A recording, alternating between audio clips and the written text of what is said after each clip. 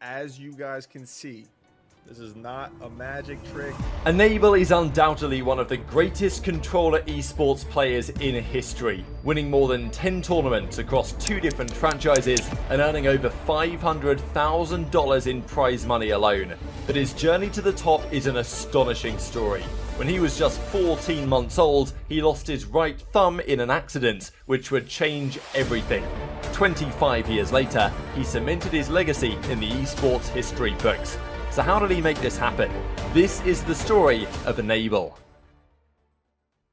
Enable was introduced to gaming at a very young age by his brother. However, it wasn't going to be easy to play with just the nub of his right thumb, without the dexterity of movement which most players have access to. Me and my brother were by an exercise bike, and my brother, basically, he was on one side of the exercise bike, right? And he was spinning the wheels. And I stuck my thumb into the chain, into the exercise bike chain, while he was doing it, ripped it right off. But after working around his disability and getting the hang of holding the controller, he soon realized he was much better than his brother and went in search of some better competition. He found himself introduced to MLG, Major League Gaming, and the world of competitive esports, specifically in Halo 2. And before he knew it, Enable found himself attending his very first LAN event. At just 13 years of age, Enable convinced his parents to let him attend MLG Orlando in 2006.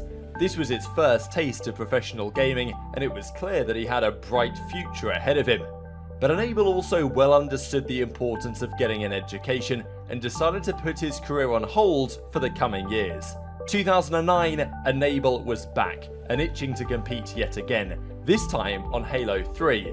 He quickly climbed the ranks from amateur to the professional level, earning prize money for the very first time. He took home $1,400 for a top 4 finish at MLG Anaheim, a remarkable feat for just a 15-year-old. But little did he know, he'd be making a lot more than that in the following year. At the age of 16, Enable's remarkable story caught the attention of Red Bull, who offered him his very first sponsorship, and to this day one of the most impressive such deals that we have seen in esports. He then joined Status Quo, with the goal of winning his first ever championship. As the final event of the season arrived, Enable and his team pushed themselves to the limit, making their first grand final of the year. But Final Boss, a legendary roster and for good reason, continued to live up to their name, showing Enable that winning his first major was going to be far from an easy task. Enable needed to push even harder, and with the brand new release of Halo Reach, this was his golden opportunity. Status Quo made it to the grand finals of the kickoff event in Dallas, looking to claim their first major. Down for Impact Adrenaline, the last one there, and as time counts out, Status Quo is going to win it 6-2. Status Quo takes home the championship here in Dallas, Texas. Status Quo were champions, and Enable finally got his first taste of victory after a 5-year chase. He was also named MVP of the tournament and was one of the best players in the game all year long. With the odds stacked against him, Enable had risen to the top. But staying there is the hard part, and SQ failed to maintain their success and bowed out a disappointing 7th place at Champs. After making a roster change heading into 2012, Enable was back to winning ways as Status Quo took down the first event of the year in Columbus. He was hoping to bring home multiple championships throughout the season, but as fate would have it, this would be the last MLG tournament that he would play in Halo. Halo was simply not making enough money to be sustainable for the MLG circuit, and was kicked off outright, replaced by the newly thriving esports landscape of Call of Duty. Halo esports continued to exist under AGL, but the scene was collapsing, and prize money had decreased significantly, the main income source for players in these early days of esports. You know, Halo's not at where it used to be, so I want to try something new. I want to start fresh, see how well I can do, and you know, basically to see if I can be successful in a different game besides Halo. With the release of Call of Duty Ghosts, Enable decided it was time to take the leap of faith and bring his unprecedented talent on the controller elsewhere. But he wasn't the only one making the switch to COD. Among a few others was his former teammate Formal, with whom he had recently won an event at AGL 9 Atlanta. Best player in the league. Formal. Best Slayer. Formal. And it didn't take long for both players to rise quickly through the ranks. Enable landed on a pro team called Curse, who placed 4th at MLG Anaheim. But it was Formal who stole the headlines by winning not just one, but 2 tournaments in his rookie season in COD, with an especially monstrous performance at Gfinity 3. Formal today is an esports Hall of Famer, and for very good reason, but it's testament to Enable's talent that he was effectively the only other Halo pro to successfully make the transition across franchises. Formal gave him hope that a former Halo player can succeed in a different esport, but it also fueled Enable's desire to be just as good, if not better than him. After getting comfortable in his rookie season, Enable had his breakthrough with the release of Advanced Warfare. Another kill inside the hill. Don't Challenge. do Oh my it, God, Enable. Enable. His talents quickly got him noticed by a top team in FaZe Clan, and at COD Champs, Enable was able to take down Formal and his new Optic Gaming outfit, securing a top 3 finish. This caused the dominoes to fall, and Nadeshot to take a break, retire from competing. So Optic brought in Karma from the B team. But Karma hadn't yet secured the visa necessary to play at overseas events that were just coming up, and the team needed a temporary 4th. That's when Enable stepped up to the plate, reuniting with Formal and looking to follow in his footsteps to win in both Halo and Call of Duty. In the grand final of ESWC in Paris, Optic were up against Denial, recent winners of the World Championship. It is going to go home. Optic Gaming will bring this all the way back in the final dying seconds. And that's going to be all she wrote, ladies and gentlemen. Optic Gaming are your ESWC champions. Oh, what a game! Optic secured their revenge, and Enable was officially a champion in 2 different esports. At the next event in London, Enable made it 2 events from 2, as Optic was slowly turning into a dynasty team. Despite Optic's success with Enable, the Green Wall still trusted Karma to be their 4th going forwards, and we can only wonder what might have been in Enable's future if they had changed their minds.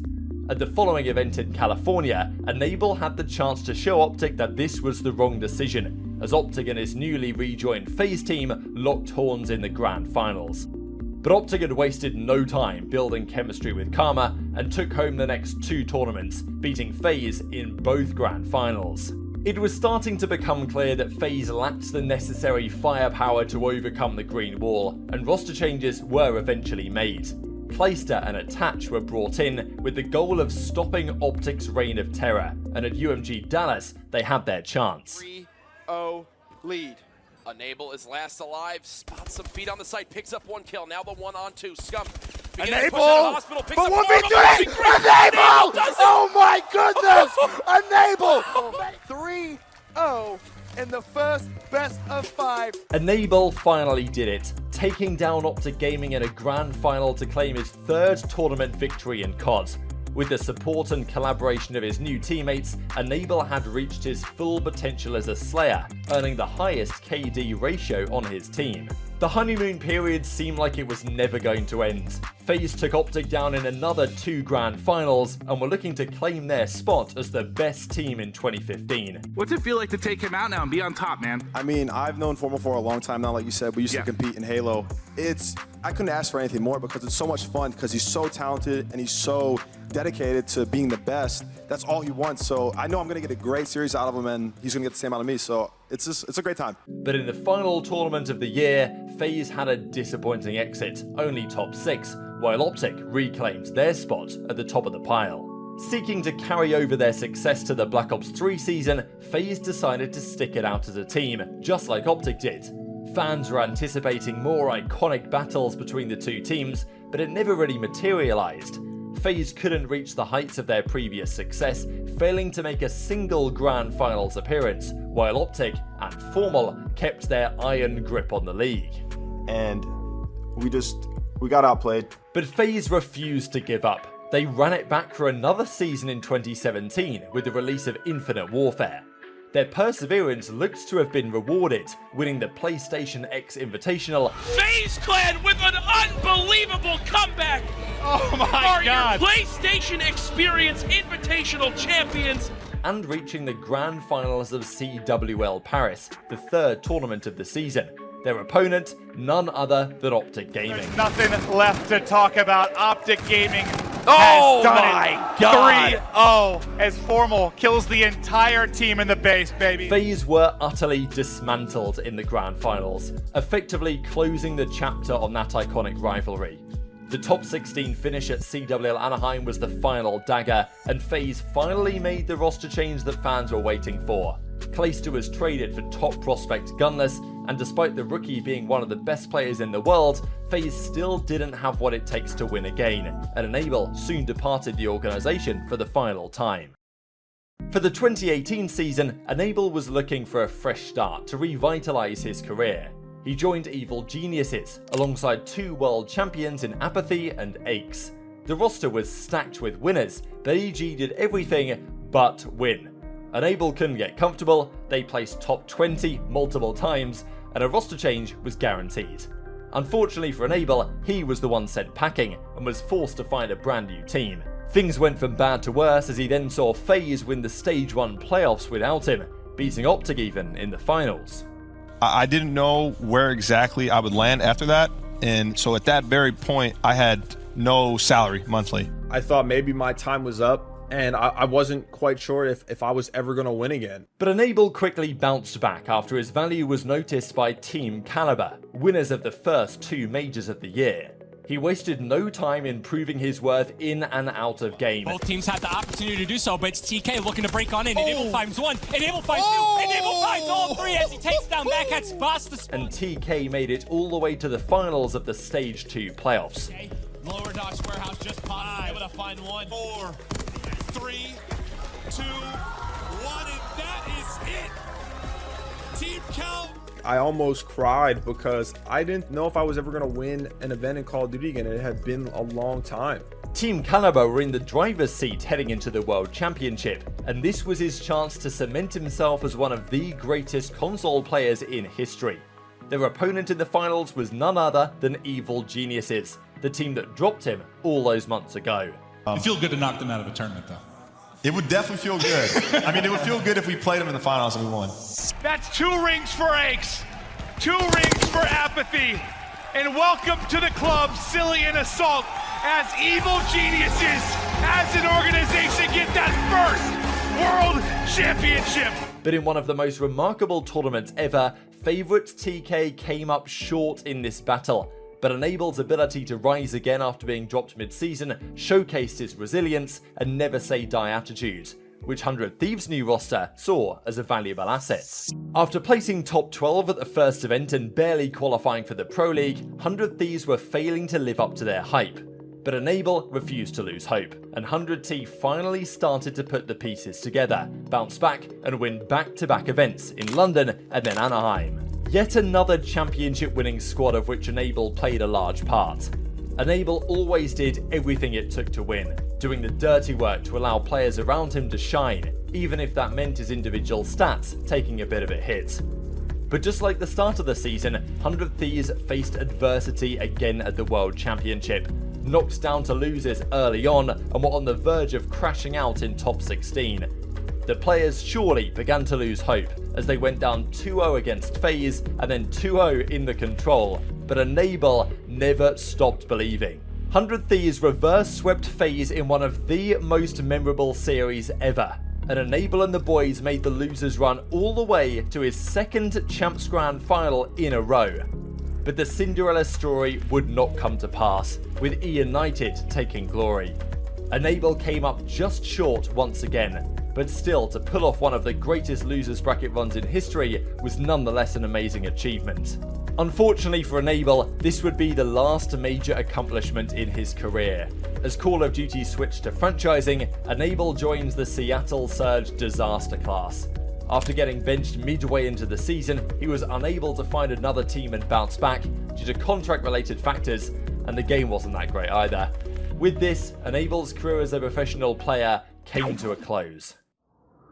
While his extensive career across Halo and Call of Duty will naturally be overshadowed by Formal's dominance of controller esports, Enable remains one of the most impressive esports players of all time.